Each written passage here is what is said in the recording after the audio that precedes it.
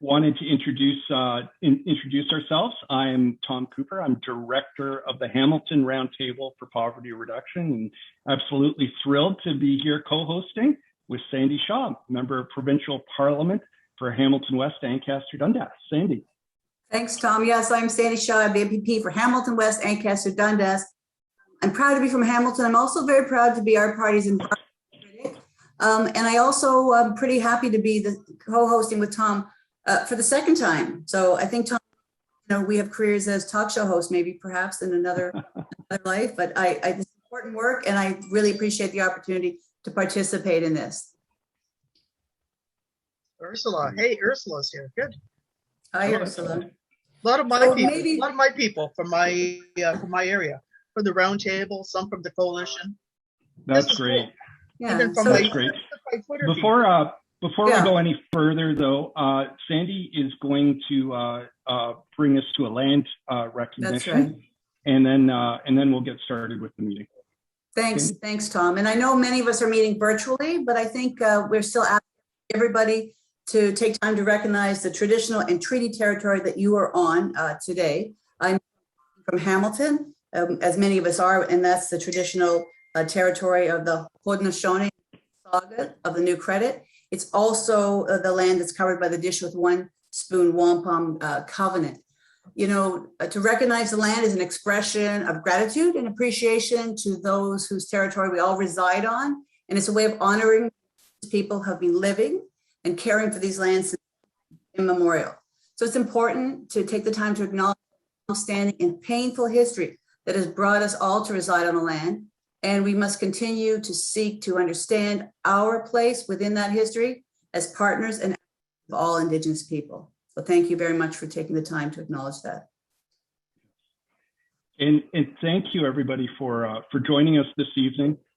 This session, which is really the brainchild of Sally Palmer, is entitled Still Frozen in Time. And it's our second opportunity to look at the woefully inadequate social assistance rates that so many people in Ontario have experienced. There's more. John can probably tell you the exact numbers a little later, but there's certainly more than 800,000 people in Ontario today who rely on provincial social assistance.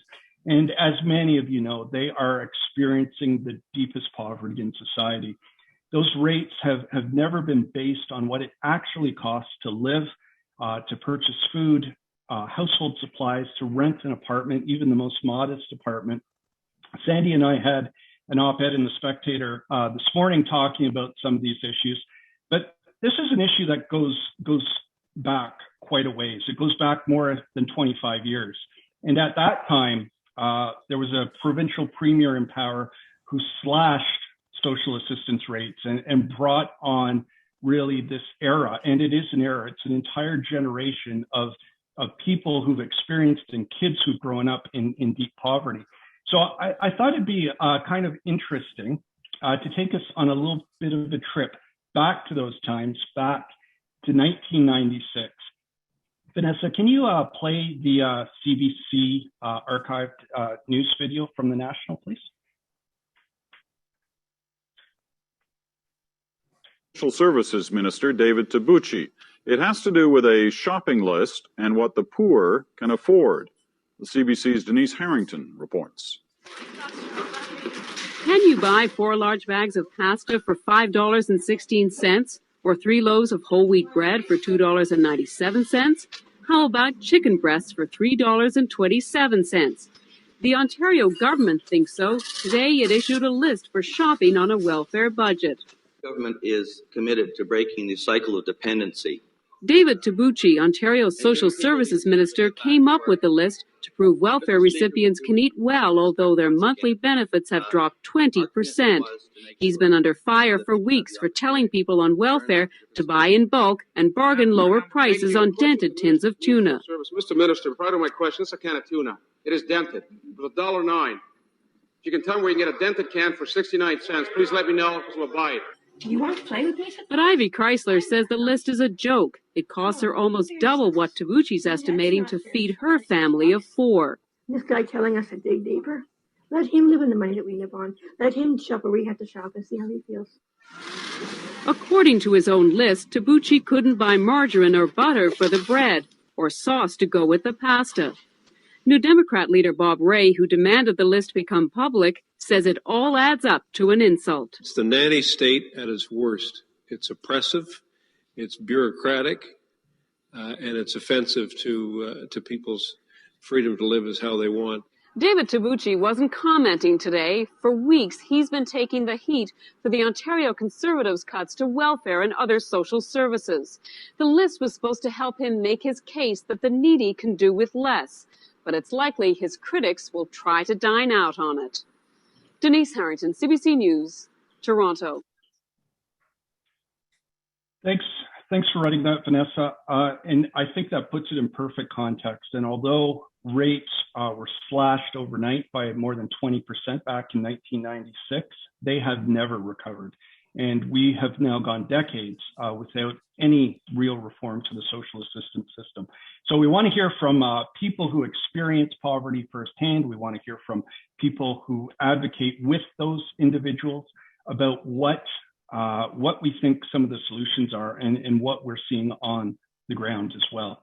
So I'll turn it over to you, Sandy, to introduce our first guest. Thanks very much, Tom. And you're right, we have seen little progress at all since that happened. It's nice to actually see Dominique Agostino from Hamilton.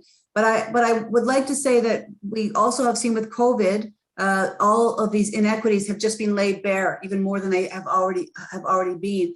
And so we're starting to see people weigh in from other sectors, like the healthcare sector, that they haven't before. So it's why it's important to have guests like our first guest, Dr. Naheed Dosani. Dr. Naheed Dosani is the lead palliative care physician.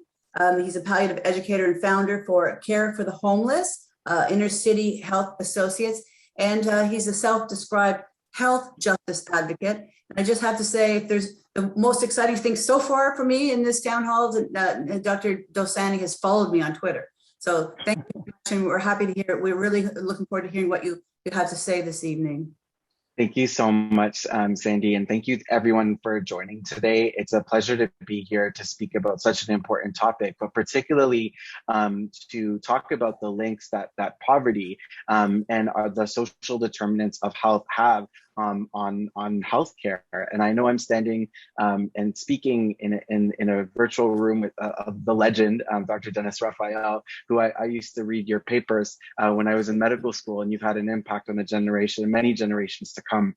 While there are many factors that influence health, the single biggest predictor of health is your postal code, which is probably just a surrogate for your income. As a palliative care doctor who provides healthcare for people who experience homelessness, I see firsthand every day the impact that poverty has on health.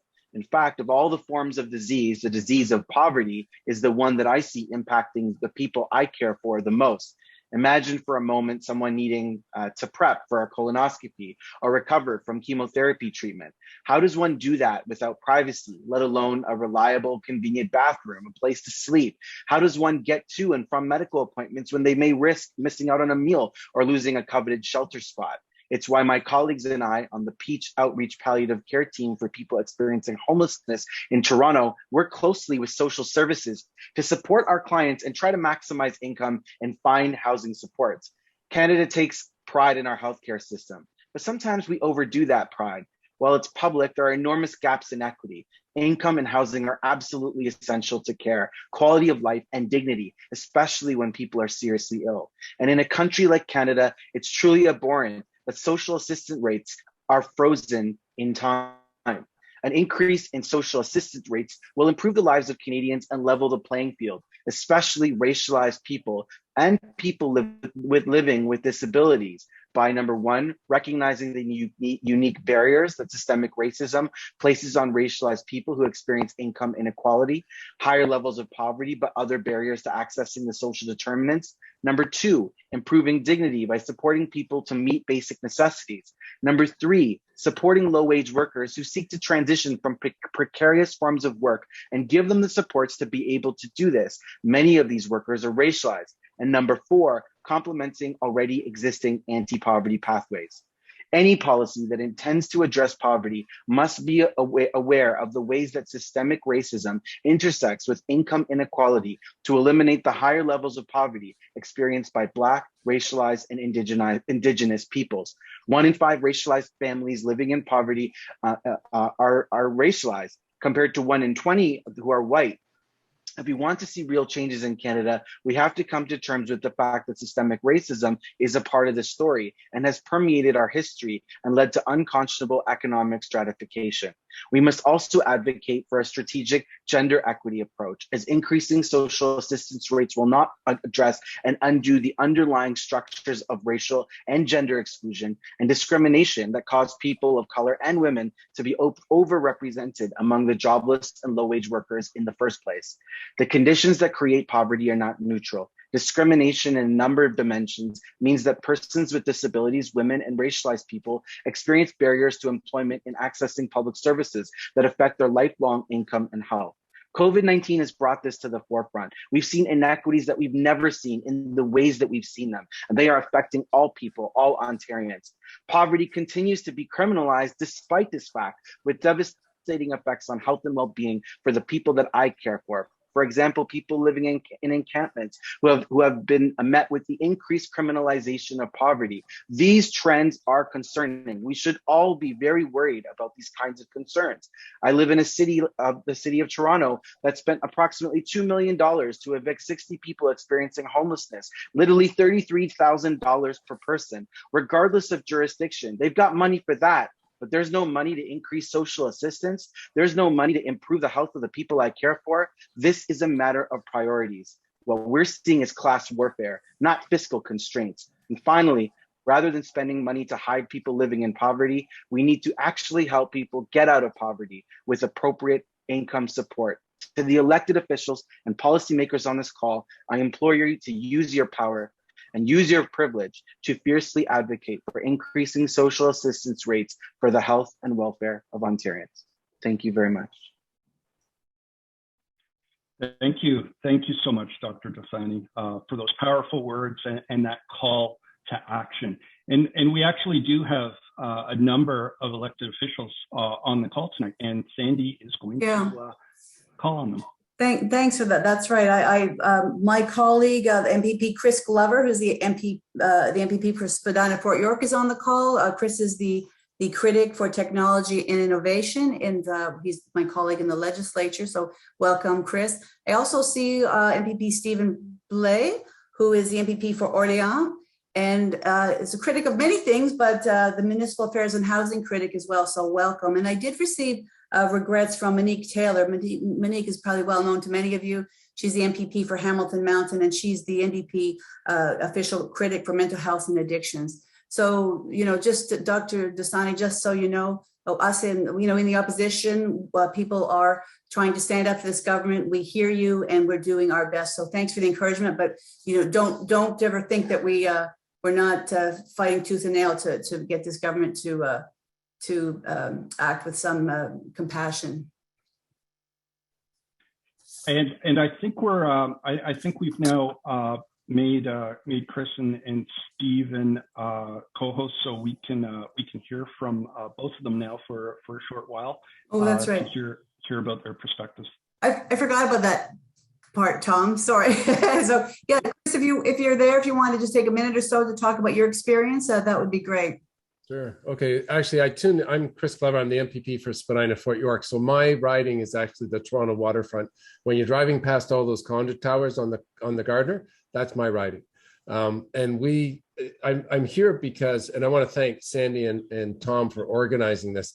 We're thinking of doing something similar in our own riding, because the poverty that is caused by the social assistance rates in this province it's endemic. It's across the province, and the social problems that it's causing are just awful. And as people have said, they've been highlighted during this pandemic.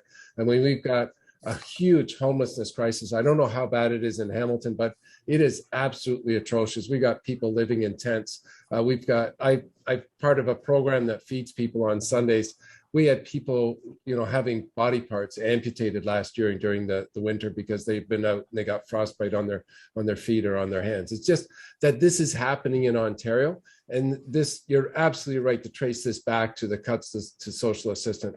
It's $735 a month for Ontario Works right now. It's $1,050 is the base rate for ODSP. You cannot rent a room for that, let alone live on it. And it's just atrocious that this is the way that people are being treated in this province.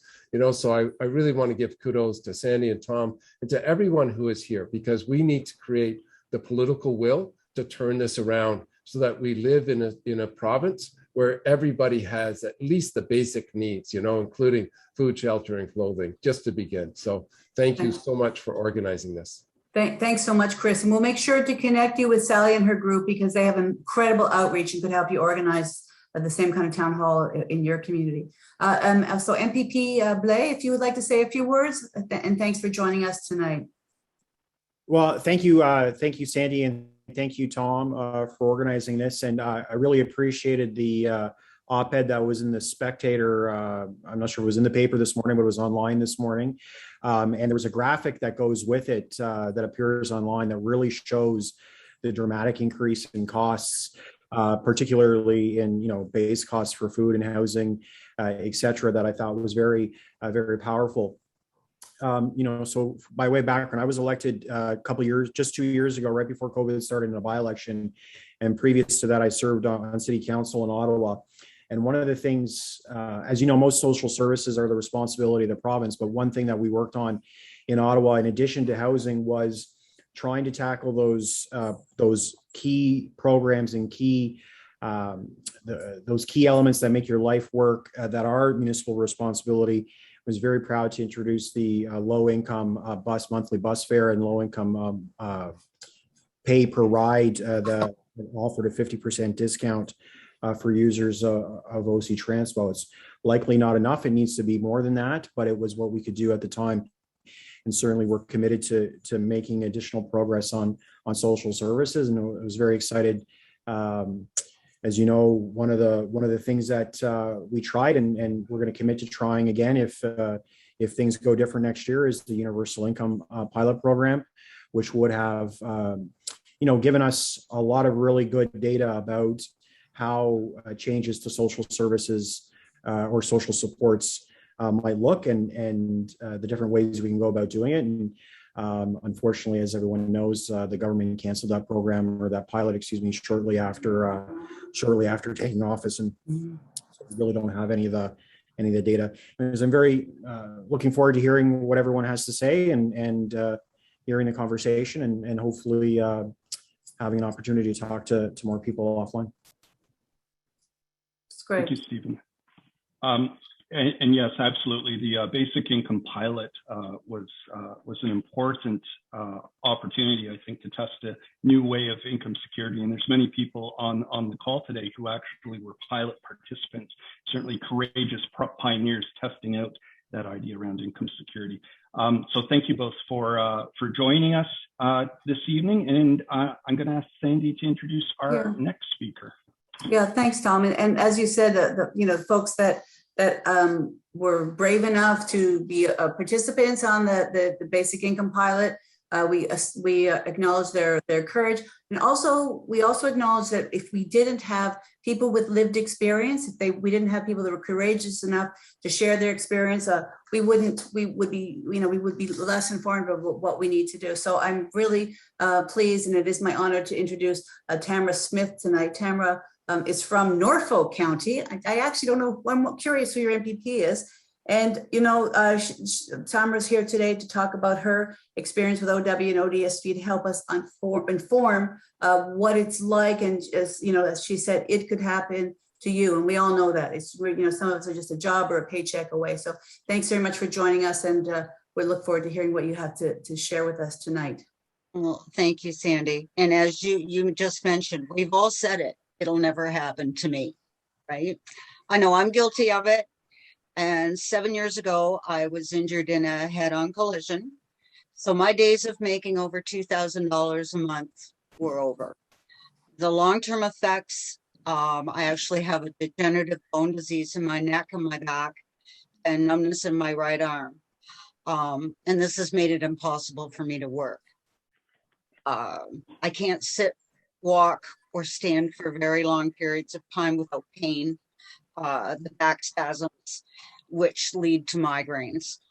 My employment insurance didn't last long, and OW, as we've said, is just over $700 a month.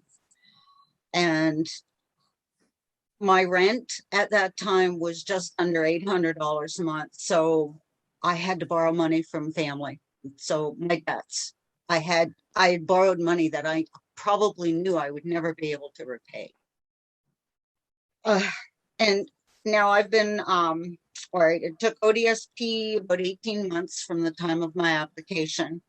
And I've been on ODSP about 3 years now, and I'm receiving $1,169 a month. Yet through this COVID pandemic, CERB was $1,000 a month.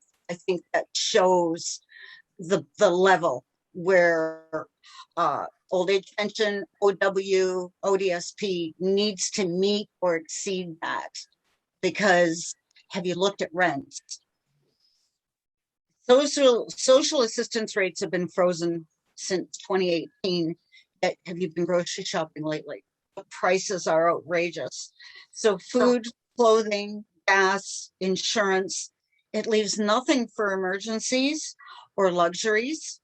I can't afford fresh fruits and veggies. I don't buy new clothes. Like thrift shops have become my new best friends.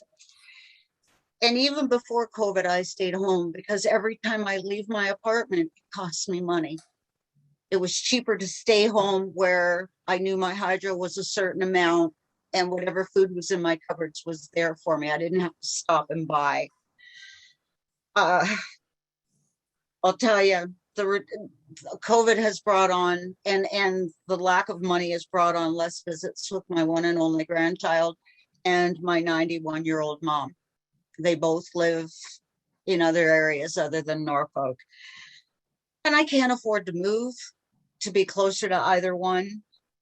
And just in finishing, I am now the chair of Norfolk Arise. We are a grassroots anti-poverty group of local residents.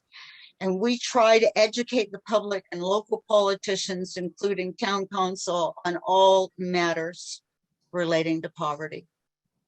And thank you very much for letting me speak tonight. Thank you so much, Tamara, for sharing with us. And it's absolutely vital that we hear your story and others like it as we move forward to reform social assistance.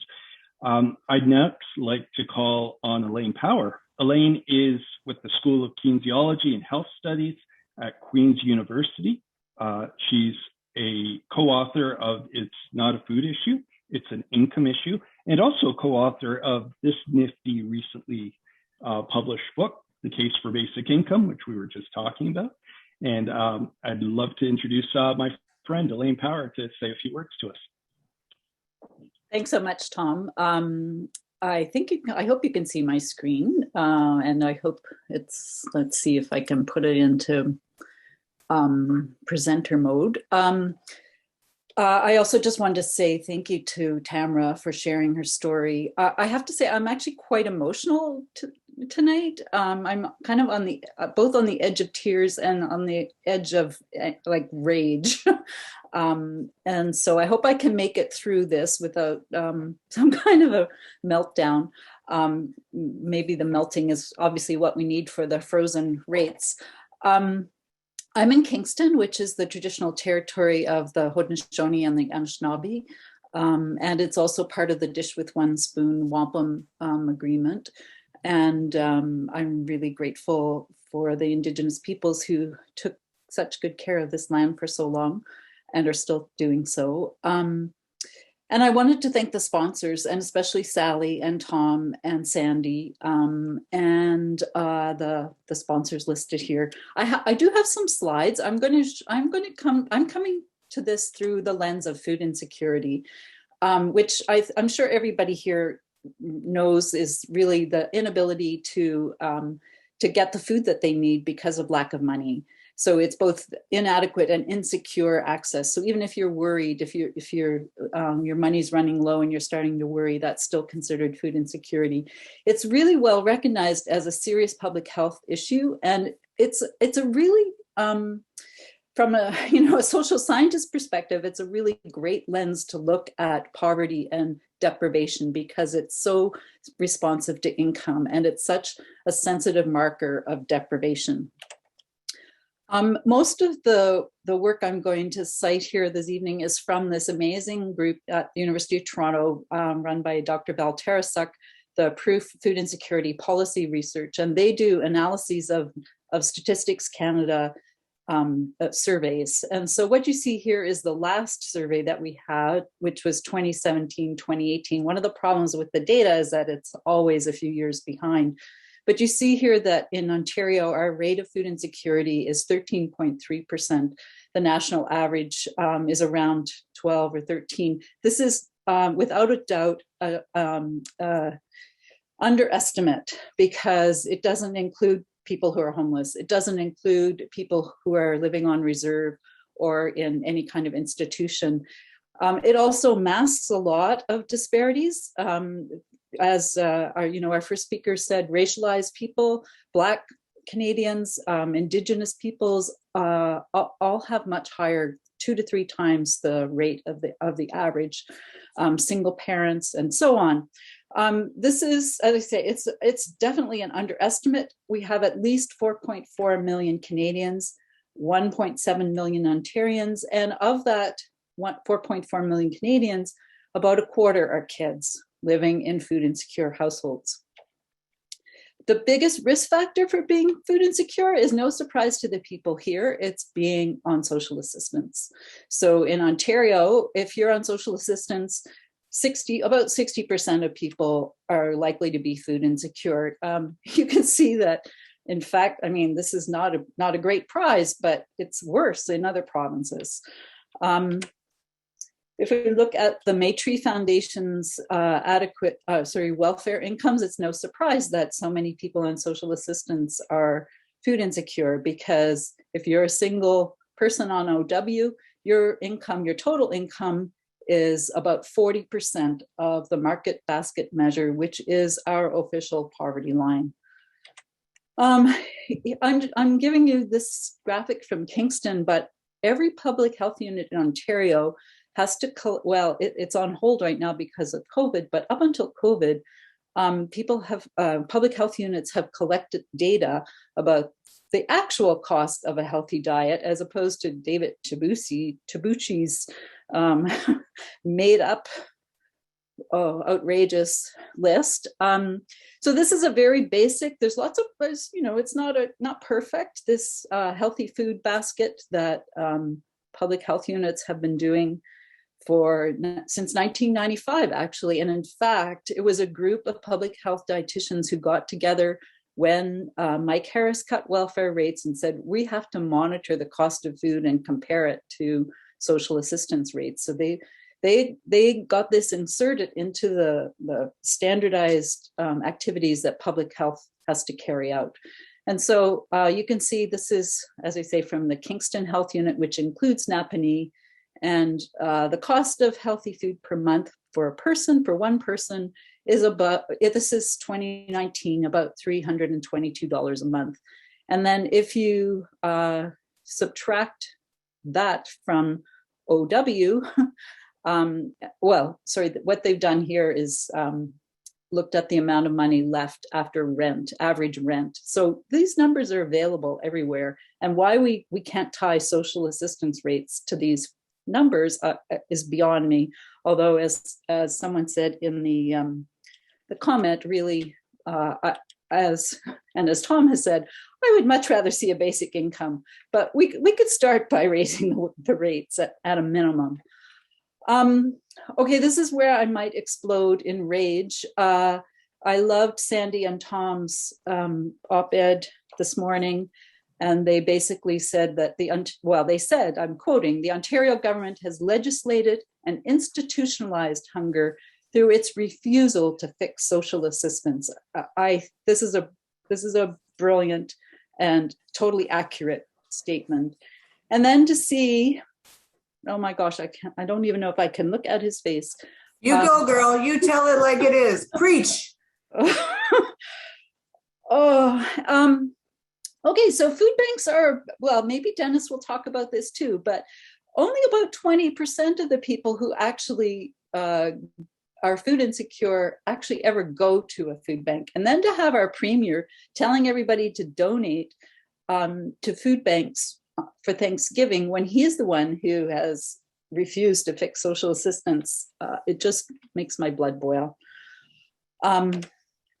How do we fix it? Well, we know that, in fact, the only thing that has been shown scientifically through evidence and data to fix this problem is to give households more money. That could be raising the minimum wage. It could be increasing welfare rates. It could be lowering the tax rates for low-income households.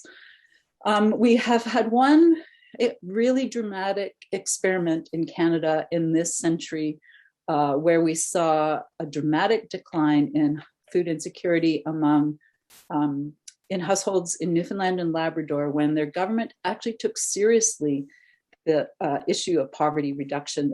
And this was almost a drop in half of food insecurity among households on social assistance because of some very specific reforms they put in place. So it is possible. I also just want to leave you with a shout out to the Ontario Dietitians and Public Health who have this fabulous set of resources about food insecurity, which, please remember, is actually a manifestation and a symptom of poverty. It's not about food, it's about income. And so they have this great page with lots of resources, including templates for letters that you can send to MPPs and to MPs. So I can rant for a lot longer, but I know we have lots of other people. And I'm really honored to be part of this panel. And thank you all very much. Thank you, Dr. Power. You know what, you were very constrained. I know you could rage even more than that, and it merits it. So I want to thank you for your passion and for your research, because, you know, we have people with lived experience, we have advocates, we have, you know, elected officials on the line, but we also need the research to back up, you know, what we're ranting about. So thank you very much for that. And, you know, so that brings me to the next guest, that is absolutely my pleasure to introduce, who is Dr. Dennis Raphael. Now, Dr. Raphael, you may not remember, but I used to work for the Social Planning and Research Council, and I think I see the executive director on the line, Kim Martin. And at the time, we were working on a social determinants of health project for kids, and you were very, very generous with your research and your time. So I want to thank you for that. And by way of introduction, I'd just like to say that, you know, Dr. Raphael, as well as being very generous with his time and his knowledge, is a professor of health policy and management at York University in Toronto. So thank you very much for joining us here tonight, Dr. Raphael. Oh, thank you. I'm just going to spend 3 minutes just telling you about some work we've done. And I think you'll see the relevance of this pretty quickly. First of all, you got to remember, I've been, you know, people like Elaine and I, we've been on this since 1996. And we talk about health inequalities and health inequities and premature mortality. And what's been quite striking is, and again, I'm not going to spend a lot of time simply to say, email me, I'll send you this article, is that in the academic literature, there's been a real reemergence of Engels' concept of social murder, which he wrote about in his book, 1845, The Condition of the Working Class. And basically what he said was that people's living and working conditions were killing them, that the primary cause of this was the economic system. And since the people that manage the economic system and the governing authorities knew about all of this and were not doing anything, they were so therefore guilty of social murder. And what we found was that there's been a little explosion of the term social murder in the academic literature, primarily in reaction to the Grenfell Tower fire in London. And here's the relevance for us, in response to austerity and the cuts to social assistance in the United Kingdom. And so we document this. I really want to make this available. We're polite. The only article I ever wrote, ever, that got a response from the Fraser Institute was written 2 years ago when I accused Doug Ford of social murder. And if you type Doug Ford social murder, it'll pop right up. Another study we did, and this is really important, is how do you get this out? The media, outside of the Hamilton Spectator, the media is, for the most part, my judgment, useless.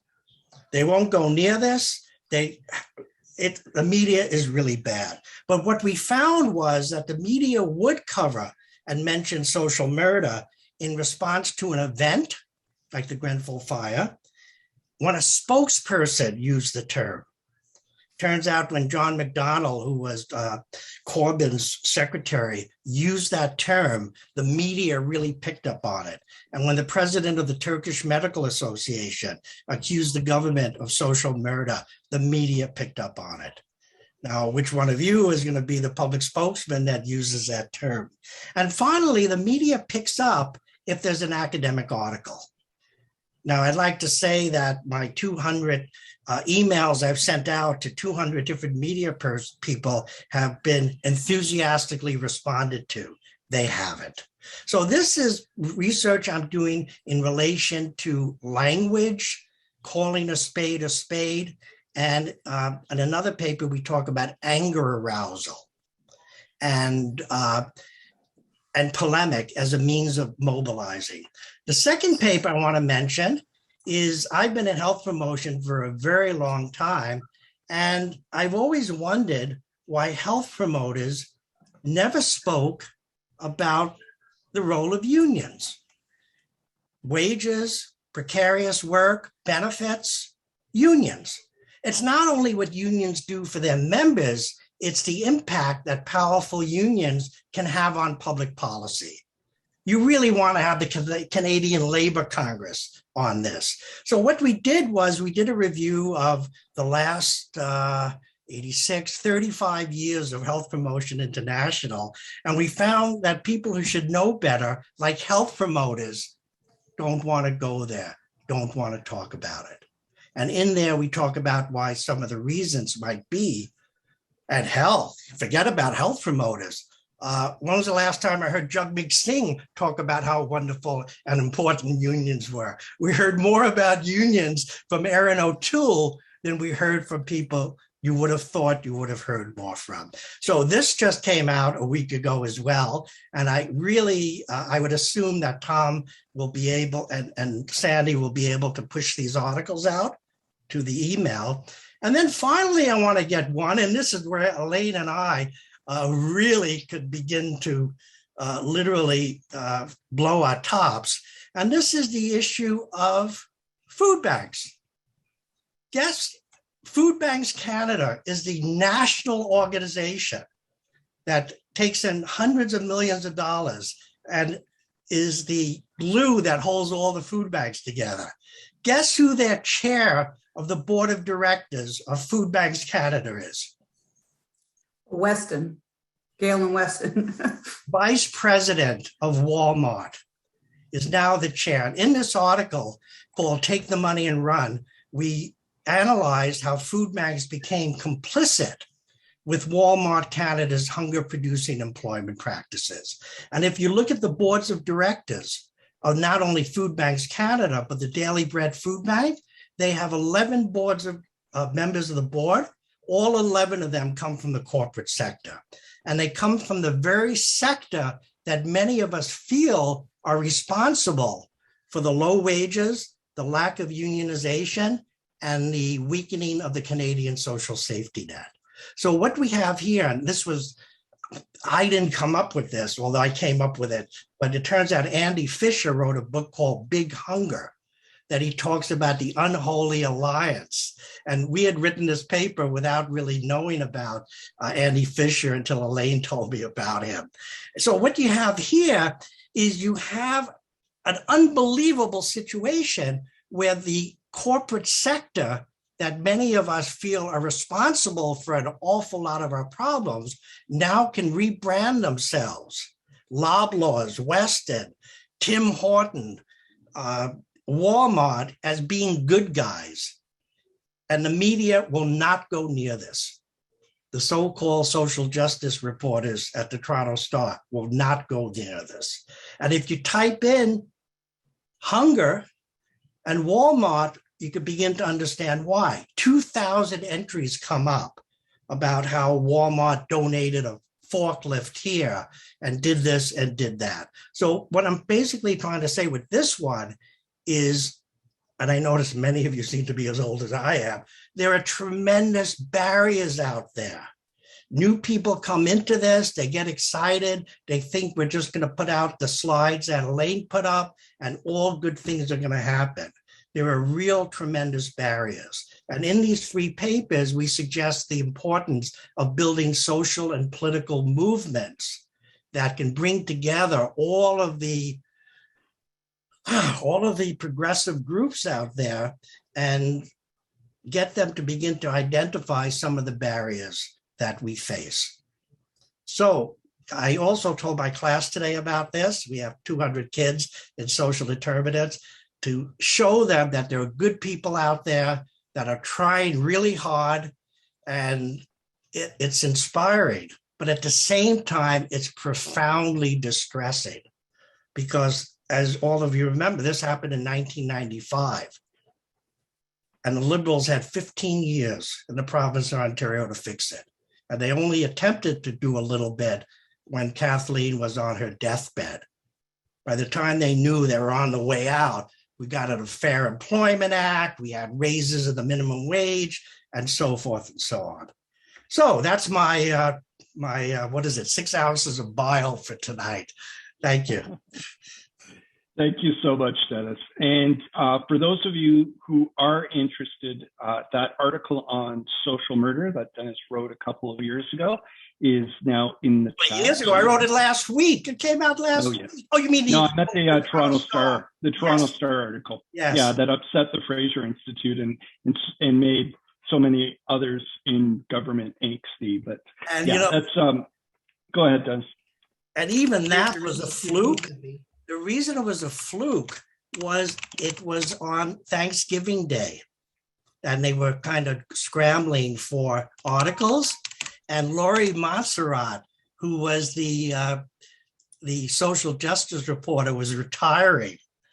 So she, as she walked out the door, she asked the op-ed editor to publish it.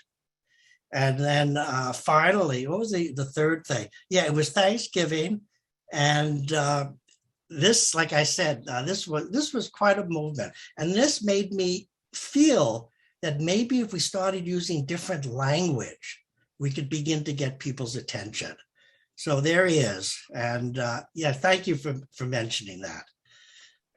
Thank you so much, Dennis, and for all of your ongoing work to raise these issues.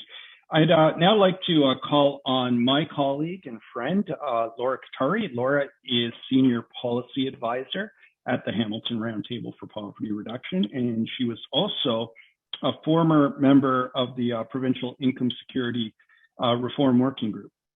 Laura, can you talk to us a little bit about some of the research you've been doing?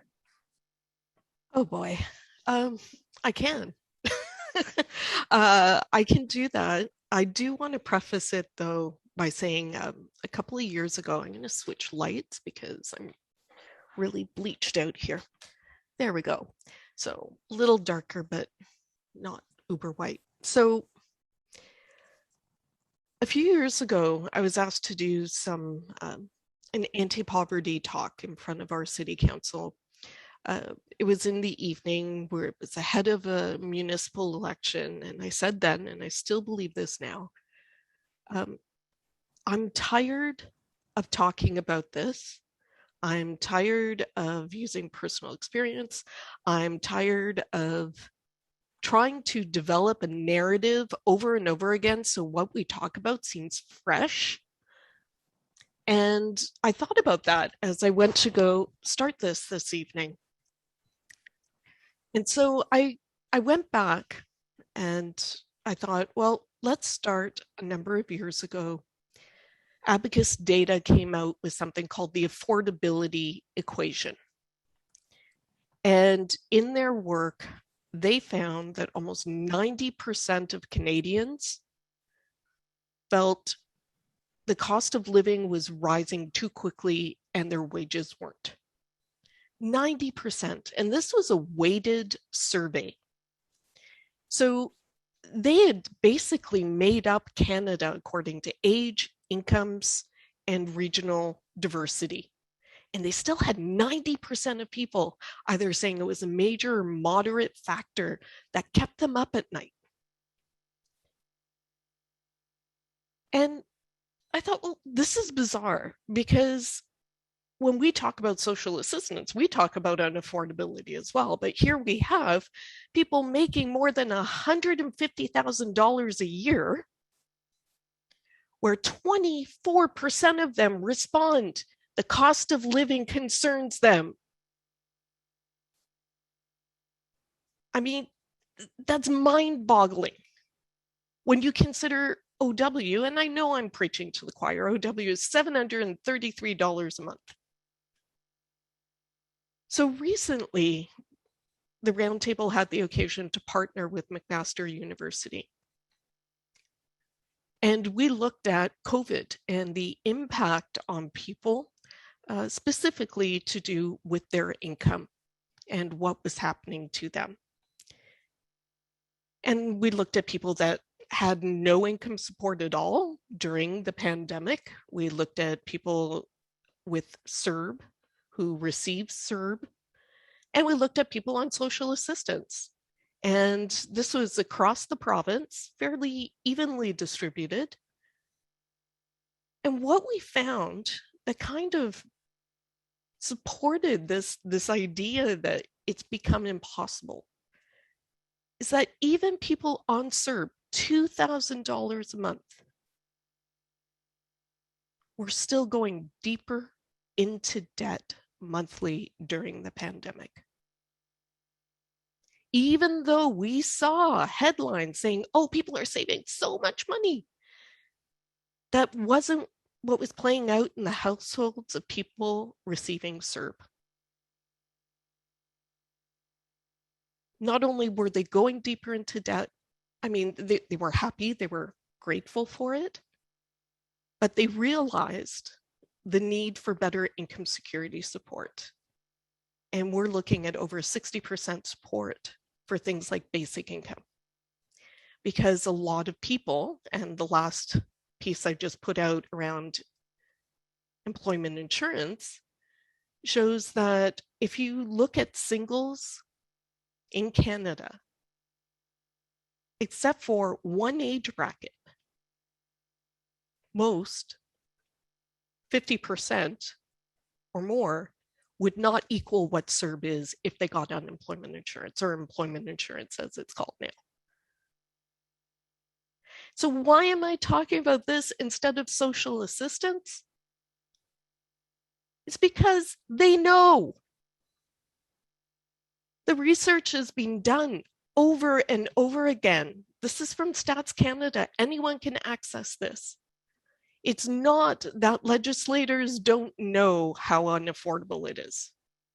It's not that they don't realize that 733 is near impossible. Though I will say during the pandemic, I was shocked to hear some politicians say, well, you know, we don't need to give extra to people on social assistance because they're getting by already. The only thing I think going forward is our anger and rage. Elaine, let it out, because seriously, there is nothing to say that has not been said before. I can give you numbers upon numbers. It doesn't matter. It's not affordable for anyone, least of all people on social assistance. And if you want to give people life stabilization, as the current government is calling this exercise in social assistance reform right now, it starts with a decent income so you can pay for your rent, your food, your bus tickets, your basic needs. And if people were going into debt at 2,000, we know 733 is nowhere close. So on that note, I'm going to pass it back to Tom because we looked at some numbers. We did this 5 years ago. So these are updated numbers on the price is wrong. Tom. Thank you. Thank you, Laura, for that introduction. So, Vanessa, can you cue the music, please?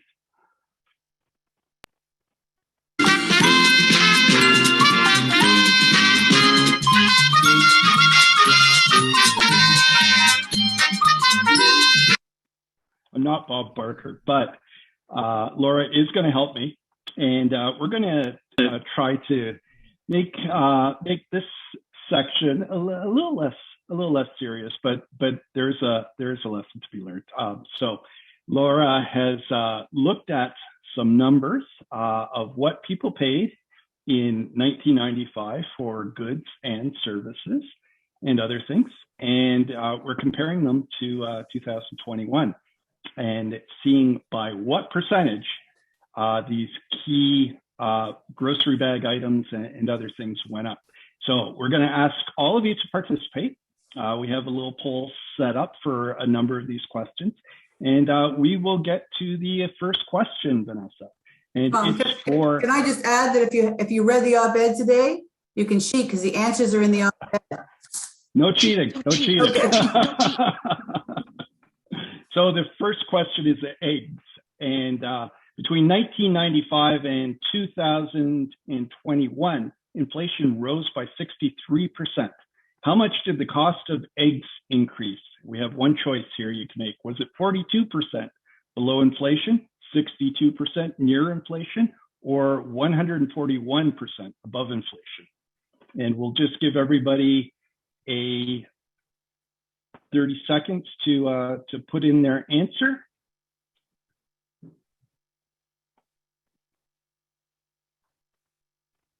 Another 10 seconds left. Great. Okay. And Laura, can you tell us by what percentage eggs actually increased? And can we go to the next slide, please? See, 78% shows 141%. Were they right? They were correct. 141% increase since 1995. Great. Shocking. Shocking. Yeah. This is a food staple. It's incredible. Yep. Okay, let's go to the next question, Vanessa. And it is toilet paper. So question 2, between 1995 and 2021, how much did the cost of toilet paper increase? Was it 53% below inflation, 79%, a little above inflation, or 102% high above inflation?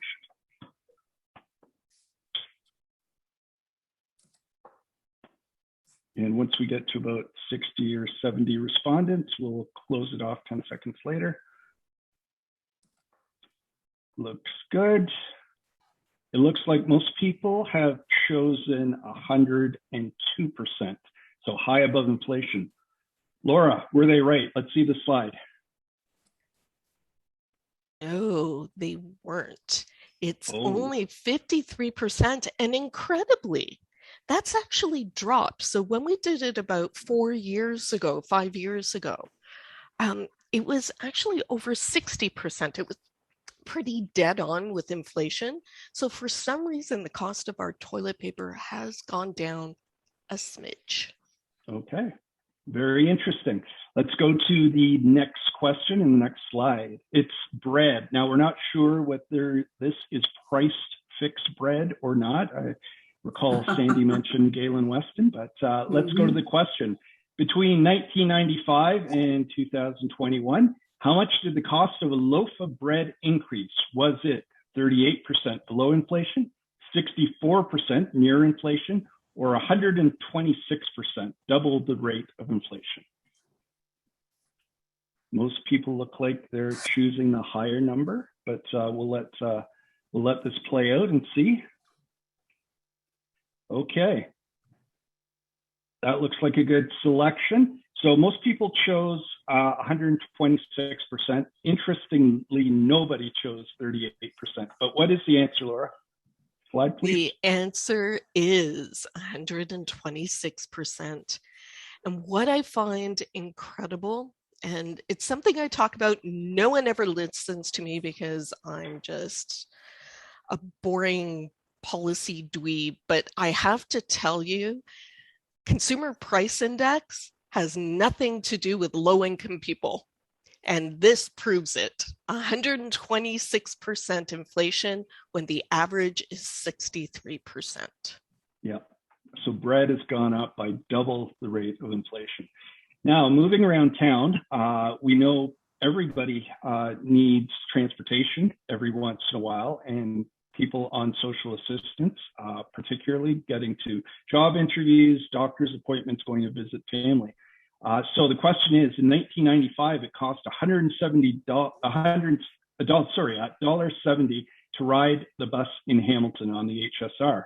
How much did a cash fare increase over the last 25 years? Was it 40% below inflation, 63% near inflation, or 91% above inflation? Let's see your answers. We have most people choosing the higher amount at 91%. So let's see if that is correct. Laura, what's the answer? It's definitely 91%, and that's Hamilton. Looking at Toronto fares, this would be even worse, for sure. Absolutely. Okay, we have a couple more questions. So the one you've probably all been waiting for, how much has housing gone up? So even the most modest rental accommodation, a bachelor apartment, in 1995, it cost $396 a month to rent a bachelor pad. How much has that bachelor apartment increased since then? Is it 60% near inflation, 93% above inflation, or 127%, twice the rate of inflation? And this is for a bachelor apartment in Hamilton. And the numbers we got from the Canada Mortgage and Housing Corporation rental market survey. So it looks like most people, over 90% are choosing the highest amount of increase, 127%. Were they right, Laura? They are right. And interestingly enough, I moved to Hamilton in 1994, and I had an attic apartment. They called it a one bedroom. It was a bachelor, and it was $325. So yeah, it's gone up. I would say even more than what CMHC tells us. Yeah, absolutely. And certainly for people trying to rent an apartment that's available, it could be much higher. Their calculations are based on both people who are looking for rental apartments as well as people who are currently residing in apartments under vacancy decontrol. And so that rental apartment in Hamilton now costs $898. Finally, the rate for a single person on Ontario Works. We've heard from many of the speakers tonight, it's $733 a month, as many of you know. How much has that been increased since 1995? Is it 62.9% at inflation, 30.2%, half the rate of inflation, or 14.6%, 1/4 of the rate of inflation? I think most people know the right one for this, Laura. Let's see how this one plays out. Looks like 81% have chosen the lowest increase at 14.6%, and about 20% are a little bit more optimistic at 30.2%, half the rate of inflation. But nobody thinks it's actually kept up with the rate of inflation. So what is the answer, Laura? So the answer is 14.6%. Now, I have to tell you, we did this a little differently because we're looking at the rate before the slash. That was $639.41 before they cut it back 21.6%. And from that rate to today, it's 14.6%. It should be approaching ODSP levels right now, and it hasn't. Yeah, absolutely. It should be well over $1,000 if it were keeping up with the rate of inflation. So I think this little exercise has told us really just how the price is wrong. We've seen prices skyrocket, housing skyrocket, and other essentials skyrocket, while social assistance remains mired at below inflationary rates. And so this is something we can take to our elected representatives, our MPPs, to remind them just how little social assistance has increased over the last 25 years. So thanks, everybody. Thank you, Laura, for helping me out. That was fun, sort of, I guess. Just a couple things I want to say that I'm going to put the link to the op-ed in the chat if you want to read it, and it provides that data as well. The second thing I'd just like to say is that so much of these stables we're talking about are going back to what Dr. Raphael was talking about who sells these. So the Westons and the huge conglomerates. This has happened during which time the governments gave millions and millions of dollars to these corporations to pay for fridges while people are struggling to pay for bread. So it's quite outrageous. And what Laura said at the end was that it's quite true that we've never recovered from the slash that happened during Mike Harris years. And so that brings me to the introduction for our next guest, John Stapleton. And John joined us on our first town hall to provide some of this data. He shared with me an article, 36 years since an Ontario PC government last raised social assistance, so that we could really understand the data and the numbers. And I want to thank you. Now I use that in the House to point out that these rates have not gone up. Even, conservative governments, liberal governments, we've never regained the ground that we should have. So, John Stapleton, I thank you for being here. John is the Senior Policy Advisor to the Ontario Social Assistance Review Committee, and is going to talk to us tonight about the cost of poverty in Ontario. So thank you very much for joining us tonight. And I look forward to hearing some more of your information and possibly sharing at Queen's Park again. Thank you. Thanks very much, Sandy. And I'm just going to go through these slides. I won't put them up as a deck, but I can show them to you as we go along. And my partner in crime, my research associate, Yvonne, is also on the call tonight. What I want to talk about is a different way of thinking about and way of conceiving about poverty. And just as the government of Ontario, the Liberal government, was bringing in its poverty reduction strategy in 2008 and 9, and also its new legislation on poverty. A number of us got together with what was then called the Ontario Association of Food Banks, now called Feed Ontario, to do something that we called the cost of poverty. And what we first did was that we looked at poverty in a totally different way. We sort of put it on its end, and we talked about the economic costs of maintaining poverty, because poverty costs money to keep in place, just like it costs money to keep homeless people on the street, and we know that it costs money to keep people in encampments. So determining the cost of poverty shows the consequences of making a portion of the population of keeping them in a state of poverty. And so when we make this determination, we focus less on the individual, community, or societal advantage of reducing or eliminating poverty. And not saying that's a bad thing, we should do that. But what we decided to do was go an entirely different direction, and instead fixate on the economic costs of maintaining people in poverty.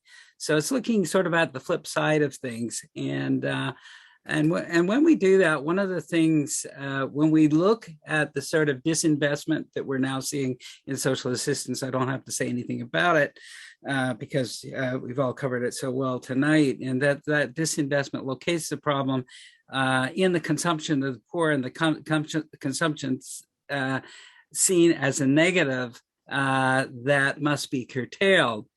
And in this way, it locates the problem of poverty with the people who suffer it. So rather than locating it in the economies of nations and provinces who maintain people in poverty, what the standard way of doing things, the normal balance sheet way of doing it, which is what Mr. Ford is doing, is locating the problem with the people who suffer it. And so what we start to do is conceive the poor as our most expensive residents, when in fact, the people who are our most expensive residents are the billionaires who are sending their money offshore, and the people who are living in very, very large homes and consuming a lot of real estate, consuming a lot, because they are the ones that cost the government the most, not the way it's traditionally conceived as the poor costing us the most. So if we locate the cost of poverty in economies, nations, and provinces by maintaining people in poverty, that's the way the cost of poverty looks at it. And it's a specific methodology that does so. So the two arguments that support this dominant mainstream narrative is the first, that money spent by government on poverty alleviation, in fact, is money that's lost to the economy, and it is thought to go nowhere while increasing debts and deficits. So it goes from the plus side to the minus side of the equation. And secondly, it assumes that a national or provincial economy is the same as a household economy. You often hear people say, well, if I ran my household the way the government runs theirs, everything would be in real trouble. But when you really look at it closely, those mainstream arguments are false. First of all, because a loonie is agnostic to how it is spent. Dollars are agnostic to how they are spent. However consumed, dollars spent add money to GDP, because that's how GDP is defined. And money paid to alleviate poverty, of course, adds to GDP. And economies, unlike families, need to continually grow over many lifetimes. Households don't. Households actually shrink when people are getting older and they downsize. A household can tighten its belts, reduce its deficits, display a positive balance sheet while having a positive effect on the household. But when a government does that, it puts a member of its own household out of work. So in the end, you can't shrink yourself bigger. This is a different starting point, looking at the cost of poverty from the usual balance sheet approach that restricts economic costs associated with poverty reduction to the costs of the programs that reduce or eliminate poverty. So governments like the Ford government are always talking about being OWs cost millions and millions of dollars. It's expensive. ODSP is unsustainable. But as most programs' costs are borne by governments, people living in poverty are seen as those who are incurring these costs. That's transfer. Who's costing us money? It's the people. It's the 835,000 people who are on social assistance. So accordingly, the poor are often seen as our most expensive residents, and those who are better off are seen as having less call on government resources, when in fact the reality is actually different.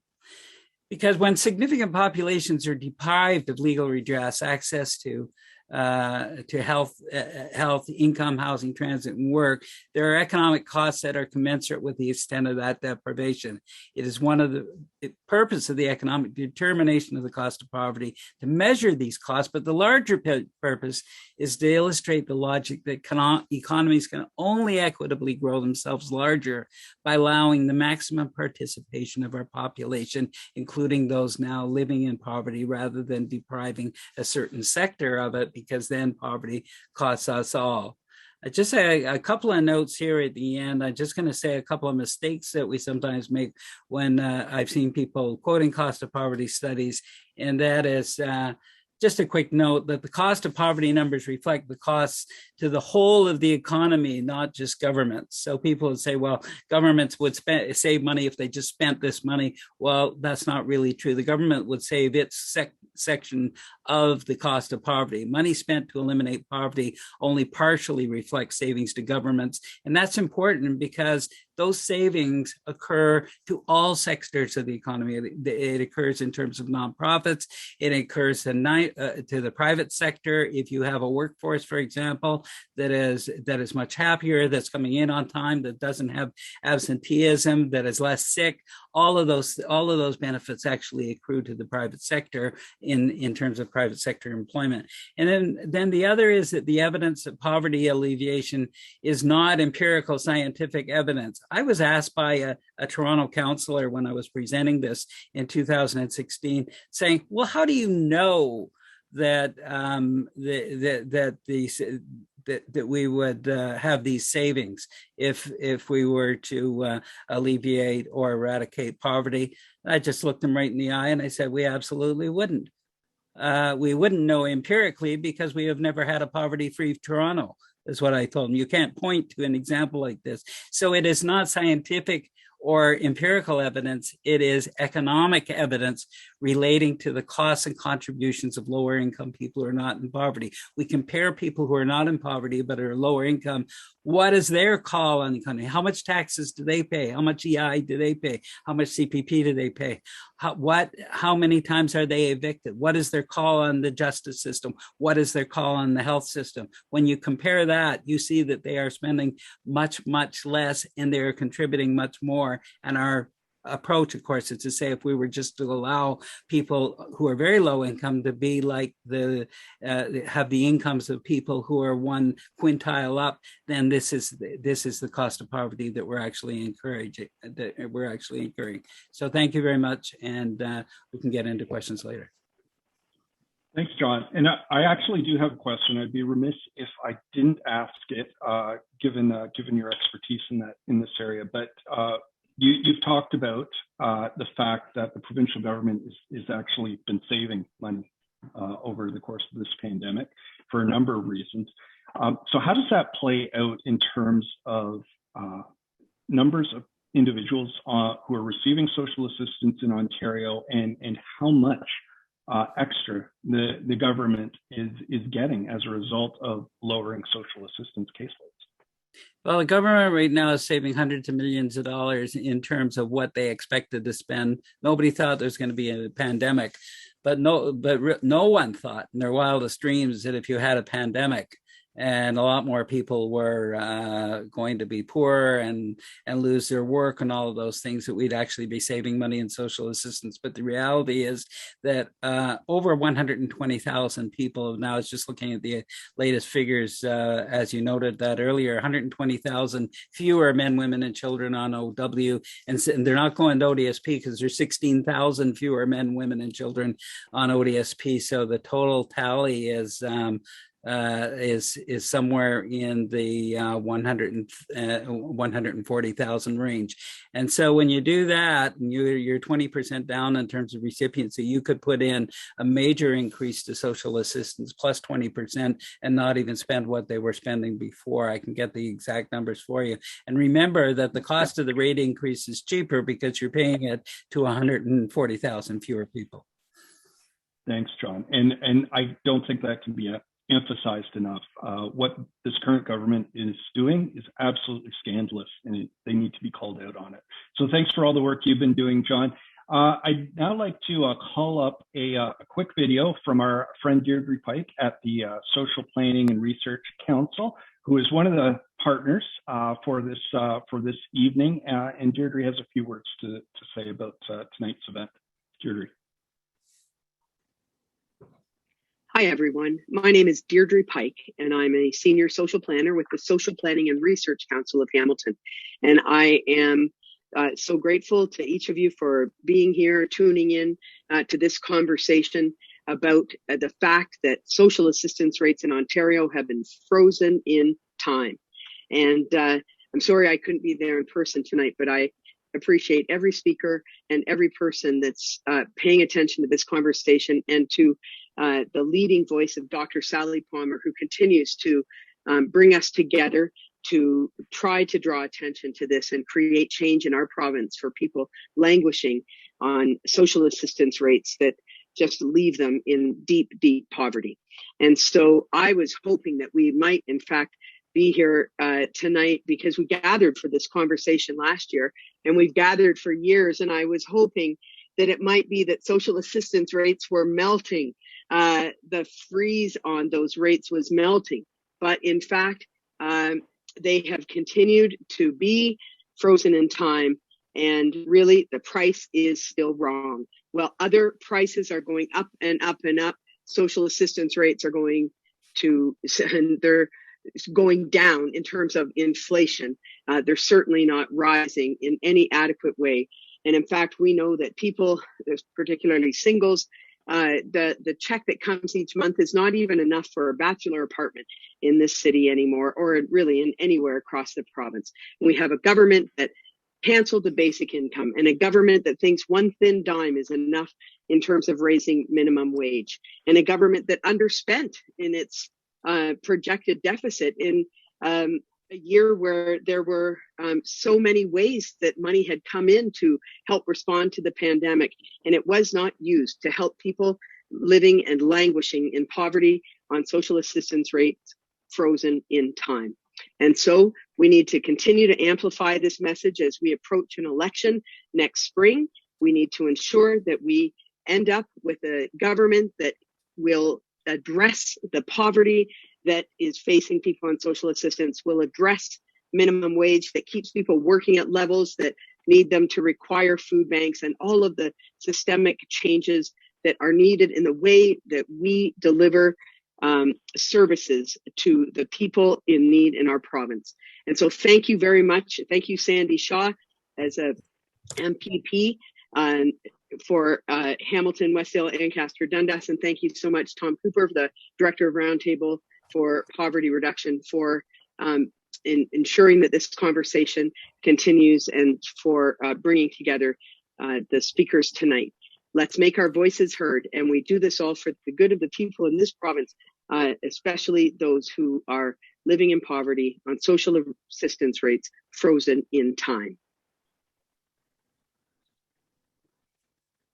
Oh, that's it's always good to hear from Deirdre. I just like to say that I work with Deirdre at the Social Planning Research Council as well. So we've known each other for many, many years, and Deirdre always has brings the serious issue with a little bit of humor, and I've always enjoyed working with her. And it is, as I mentioned, also the executive director from the Social Planning Research Council is on the line.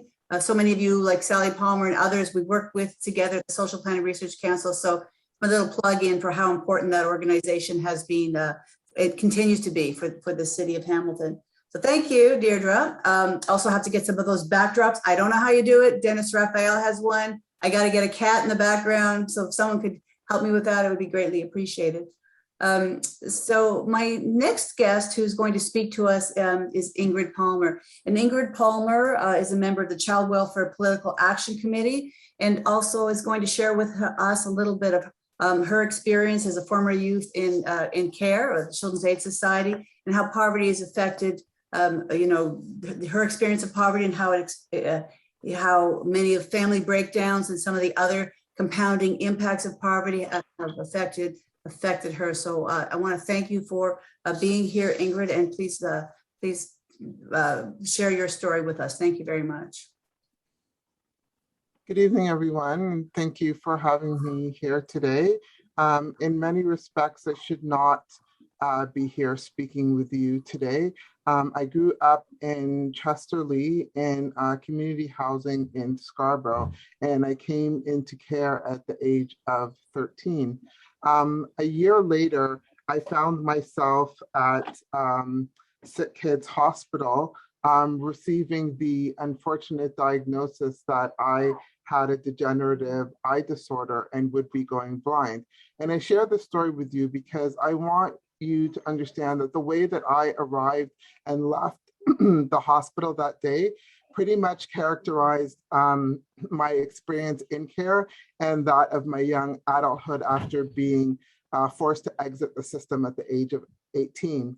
And so I both arrived and left the hospital that day completely alone, putting one foot in front of the other and struggling to make my way forward the best way that I could.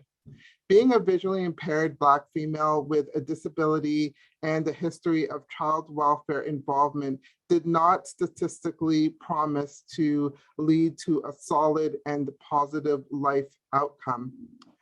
Those intersectionalities that I carried earned me the social distinction of being expendable. Children in care have the lowest education and success rates. They have higher levels of PTSD than those who serve, a high rate of homelessness, unemployment, and mental health issues. Removing children from their homes because of prejudice of the poor and mistaking neglect with lack of resources is severely and negatively impacting thousands of children, and in particular, children that are Black and Indigenous. If lowering social assistance rates was the solution, we would have already seen a dramatic decrease in the number of people on assistance. What price can we put on well-being? What is too much to ensure the success, happiness, and family unit for all Canadians? How do you explain food insecurity in one of the richest cities, in one of the richest provinces, in one of the richest countries in the world? Most Ontarians are not aware that the shrinking value of social assistance rates over time has been associated with family breakdown, as desperate families end up relinquishing their children to the care of Children's Aid Societies because they feel incapable, inadequate of adequately taking care of their own children. And several years ago, as was prefaced at the beginning of this program, social assistance rates were cut by 21.6%. And in the recent years after that cut, the London Middlesex Children's Aid Society, which is Ontario's second largest, experienced a 70% increase in children entering agency care. They went from 445 children to 758. And they asked a team of academic researchers to study that trend. And what they found was that, very definitively, it showed that most of the children that came into care during that time had come from single parent homes, mostly headed by women who were depending on social assistance. And so the rate of children coming from those homes into care dramatically rose from 47% to 80%. And so that is a definitive and clear evidence of the connection between poverty, between cuts to social assistance, and an uptake in the breakdown of families and to children coming into care. The cost of food in Toronto, which I won't go over because we had that great presentation that adequately showed the rising cost of food that doesn't correlate with the price of social assistance. So poverty, of course, has always made it difficult to meet all of a child's needs. Parenting with scarce or non-existent resources heightens the risk of apprehension. Structural barriers, including low rates of social assistance, lack of opportunities for work, for promotion, racism in education, in healthcare, in the justice system, all of these structures work together to create the high rates of poverty experienced, particularly by Black and Indigenous people. Indigenous populations, and that are deeply rooted in colonialist, sexist, racist, ableist practices. Black and Indigenous families have long being overrepresented in the child welfare system, particularly because they are subject to increased scrutiny and monitoring due to also being disproportionately affected by poverty. There are many ways that poverty plays a role in apprehension and involvement in the child welfare system. First of all, poverty is very often mistaken for neglect. Circumstances such as food insecurity and not being able to provide the basics or a high quality of basic clothing, such as winter clothing, when that allowance has been cut, has been seen as reason to call the authorities on families. There are harmful norms, perceptions, and stereotypes of families on social assistance, such as that these families, the adults are lazy, are lacking ambition, are not caring, are not organized, are inconsiderate of their child's needs, which is completely untrue. A lack of resources and having poverty does not equal a lack of care and love and responsibility for your child. This indictment and stigmatization of poverty has long been normalized. It is discriminatory, it is biased, and it has been deeply woven into the fabric of Canadian society and must just as carefully and systemically be removed. Addressing the needs of families on social assistance requires more, not less. In order to disrupt the cycle of poverty to apprehension to the child welfare system, it requires that needs be adequately resourced, that they be met, that gaps and lack be mitigated. It takes more than desire to overcome poverty. It takes more than pulling your bootstraps up. It takes more than pressing your nose to the grindstone and even working 3 times as hard. All things that people on social assistance or living in poverty are told that that's all it takes. It takes meaningful, authentic, and targeted actions that actually has the intention of making a difference, of uplifting, and of providing pathways to greater and more positive outcomes, that is, sorry. Thank you for your time today. Thank you so much, Ingrid. And those were indeed powerful words, and I think something for us to take away with us and think a lot more about as we look at how these issues, social assistance, the inadequacy of social assistance really does impact children and families and entire communities. So thank you for sharing. Our penultimate speaker is up next, and it's Angela Brown. Angela is the managing director of a paralegal firm helping people with the Ontario Disability Support Program. And we had intended to show a couple of videos after Angela, but we're running a little bit late. And so with your permission and Sandy's permission, I think what we'll try to do is share those videos in a follow-up email. And after Angela's done, we will wrap up with Sandy, or with Sally. I'd now like to call on Angela to say a few words. Angela? I have to unmute myself first. Okay, do you hear me? Yes. Yep, perfect. Yep. Yeah, my life, I left my family home at 16 years old because I was subject to abuse. And I've never known a childhood like everybody else had. I had to go out and make it on my own. So I had to go out and rent a place. I had to finish high school. I had to get a job. I had to do all these things that people don't usually think about until they're an adult. So I did all that stuff. And then I managed to come back here, and I just kept going back to school, kept going to school. I got a degree in sociology, got a degree in business, and I have 2 years of law school.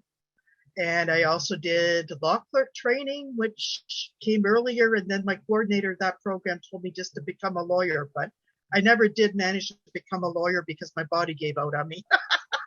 But I could be a paralegal. So that's what I ended up doing. So after my schooling, I moved into a variety of jobs, as did my husband. I settled into the mental health field. I started out and I did a variety of work in the mental health field. I ran my own agency. I was executive director. I worked at the provincial level and the national level. I also ran programs, ran policy programs, and I flew all over the country implementing them. I had really good jobs. I got paid like what would be today's terms about $130,000, $140,000 a year. Okay? Although at that time it was like $80,000, $90,000. Okay? But during this period, I had no problems. I weighed 130 pounds. I took no medication. I was healthy. I slept well. I was often at the office at 7:30 in the morning and out by 5 or 6. And I enjoyed my life. But then suddenly I got bullied out of one of my jobs. Most latest employment job I had, this person was very severe bully, gaslighting me, doing all sorts of things. I ended up losing the job as a result of her bullying, and I ended up very sick. I ended up in the hospital. And I don't know that 2 period of years, but my husband, who always had a disability, he applied for ODSP to support us during that time. I didn't think there would be a problem, but when he applied for ODSP, it doesn't mean that it's him applying for ODSP, it's a whole family applying for ODSP. So, and that meant I had to drain myself of all my RRSPs, all my assets, leaving me with nothing, even today, to retire with. And the only silver lining to that one was I was able to repay my student loans in full. So if anybody has student loans, that's a way to do it, but I had to pay a lot of money to get that out of there. I was trying to return to work at the time, and I was unable to find work, but at one time I tried to renew a sticker or my license or whatever it was.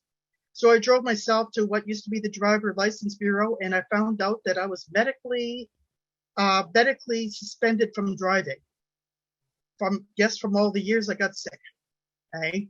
And at that time, I didn't know how to get out of it, and basically I couldn't afford to get out of it because I just had no money, no resources.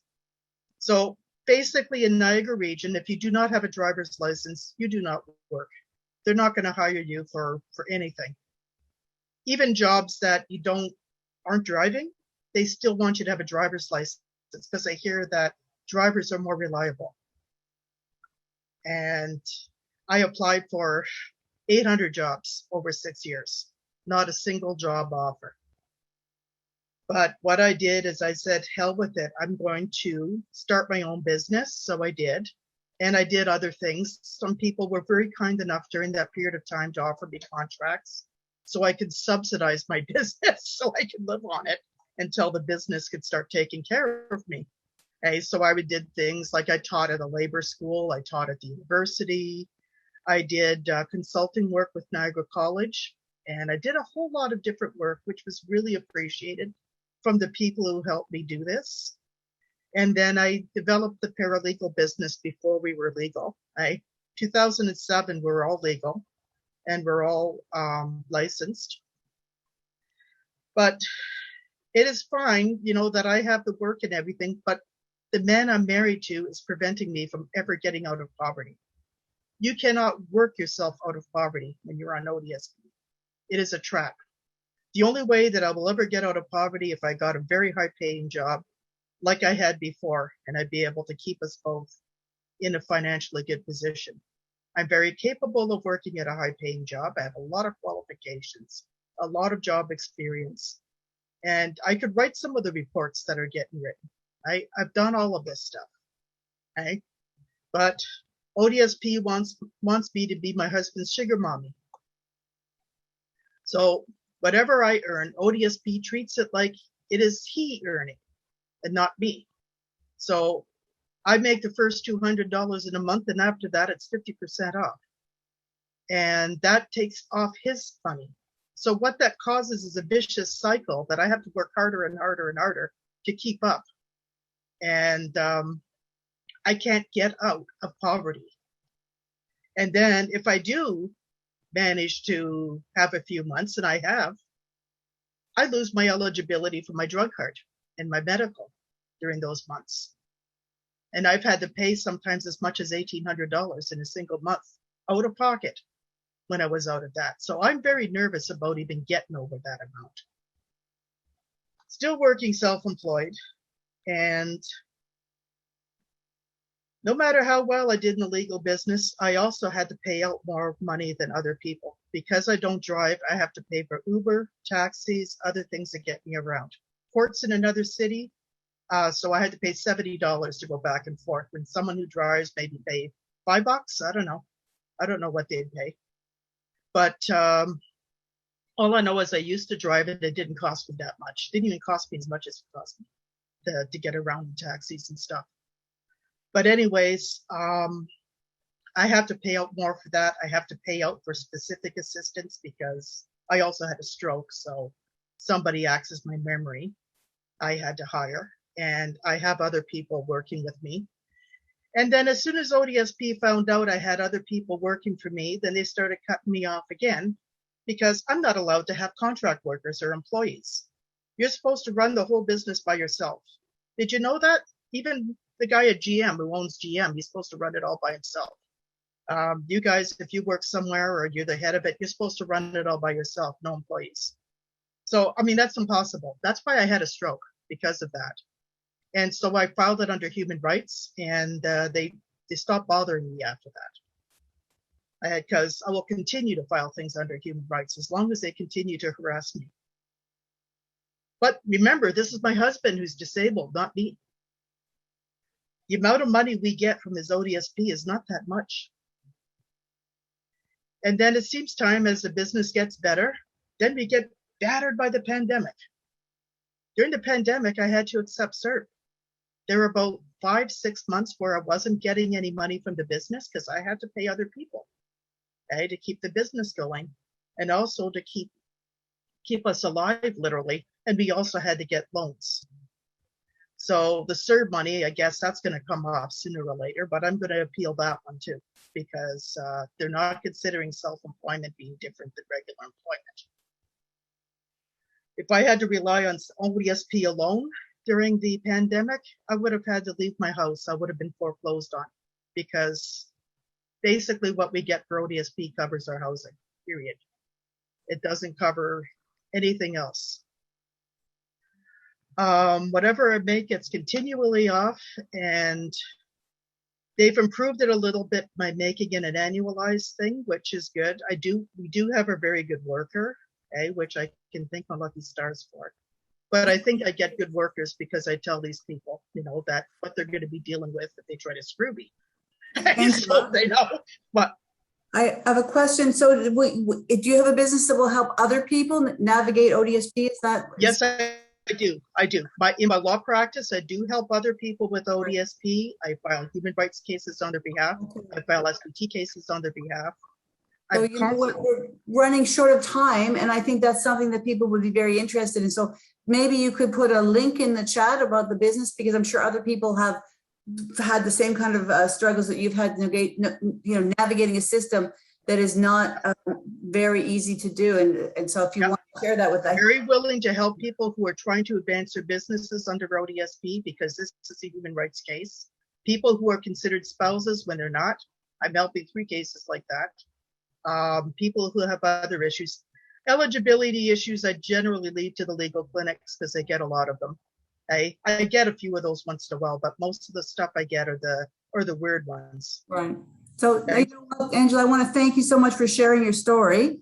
And I just want to let you know that if they got to change, they have to stop punishing spouses. They have to raise the rates, and they have to stop these 800 rules that are causing people to not work. And I think is they need to ask themselves, who benefits from this? I think we need to ask ourselves, who benefits from all these 800 rules? Nobody. No, but yeah, you're right. Thank you very much, Angela. I really appreciate it. And I've got links I sent to the group. I think I sent it to Val. And I want those same links shared with everybody who attended today. Okay, we're going to send some information out in an email afterwards. So thank you.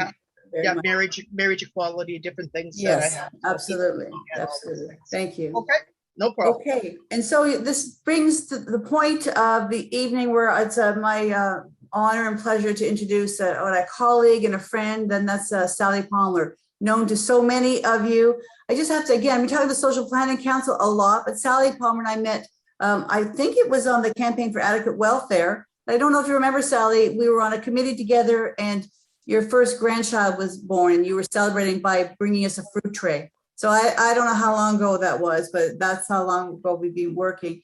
And the other thing that, you know, in addition to this relentless, incredible work that Sally has done and Sally's group, I just want to share that Sally is humble enough not to say, but she just was recently awarded by the Lieutenant Governor of Ontario, an Ontario Senior Achievement Award. So that's pretty fantastic for Sally and for all of us who get to work with her. So congratulations, Sally. Thanks once again. And please share with us some more of your work and your relentless energy with addressing the inequity of social assistance and ODSP. Thank you, Sandy. Well, I promised to take 3 minutes because we are over time. And I'm going to just say, going forward from tonight, I think our only hope is to look toward the election on June the 2nd of 2020. We've got to work to keep Premier Ford from winning a majority government. His most recent cruelty was a 10-cent per hour increase to the minimum wage. We find that low-paid workers now are being treated only slightly better than those who are unemployed. He froze the minimum wage for the last 2 years and then gives 10 cents an hour. Somebody said in an article, they work 8 hours, they haven't even got enough to pay for a bus ticket from that. And social assistance recipients have been treated worse. At the beginning of the term, the Ford government cut in half the 3% increase given by the Liberals. Basically, Doug Ford is willing to ignore the needs of low-income people, whether they're employed or not. What he does care about is voters. And I think that's where we have to make some threats. He's assuming the majority will support him. I think part of the problem that I've become aware of, and probably many of you knew this, is that people who have been in politics will tell you that the premier, not just this premier, but the premier's position has far too much power over the other people that we've elected. He behaves like a monarch, this one. In handling the COVID rules, that was really noticeable. One Friday in August, he, number one, announced the closure of public parks. Number two, said he was instructing the police to check the license plates of cars and stop them if they came from a different community. Well, many of us know what happened. The Monday following, he had to retract both of those orders because of backlash. Parents living in tower blocks whose children were going to be forced to stay indoors if they closed the parks, and the police who refused to carry out his orders. And some of you have, I heard him that day, that Monday, he was being interviewed just after noon on CBC radio, and he started sobbing. And some people said it was crocodile tears, but I think he was sobbing because he was afraid this might hurt his chances of being reelected. And I hope it does hurt his chances of being elected, because he knew what this mess was going to look like. Another sign that Ford behaves as though he's been anointed is his defiance of Ontario's green space principles. I've actually been by where he's starting to do this 413. I've seen the beginnings of it, even though we think it's still on the drawing board. And it's being built through rural Ontario. So I've come to the conclusion that Ford is never going to increase social assistance rates or allow his ministers to do so. As we all know, he's rotated through three MPPs through this ministry in the past 3 years. And those of us who've have tried to communicate with these ministers began to realize that they were puppets, that they were just doing what Ford told them to do. One approach we can take is to write to our own MPPs, particularly if they're conservative, and let them know, well, it's really the conservative ones, let them know we will not vote for them unless they help low-income people to meet the alarming increase in the price of food and shelter. We'll be sending out a video recording of this meeting, and we'll send it to the MPPs. We invited all the MPPs to this town hall. And I think we should say in it that we're only going to promise to vote for the PC MPPs if the government changes course toward low-income people. And it would also be timely, now that we know when the election is, to have our next town hall in April, just before the June election. So we'll hope that you'll all come and bring your friends. Thank you. Thank you so much, Sally. And again, thank you for all the work you've put into making this a reality and for bringing us together. Also like to give a huge thank you to Vanessa, who is helping in the background tonight with the technical setup and making sure everything ran on time, and it was absolutely perfect. So thank you, Vanessa, for all your help over these last few days as we set everything up. So thanks, everybody. As Sally has indicated, we're going to do this again very soon, and it's going to be even more important next time. But we have lots of work to do between now and then. So I know Sandy's going to be quite busy, but hoping we can reconvene again as co-chairs of the next session and continue to fight this fight. Sandy. Oh, well, I wouldn't miss it for the world. So Thank you for letting me be part of it.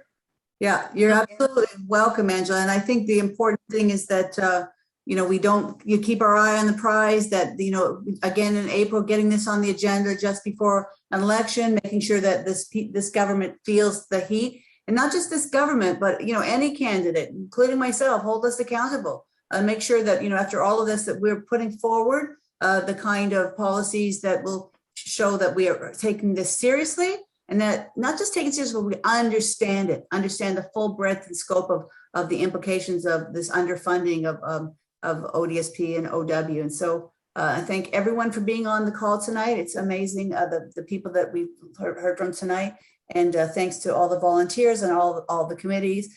Susan Morganti, I want to thank you and all the other folks. I think I saw Elizabeth as well on the committee, but thank you so much for organizing this, and everyone have a wonderful evening.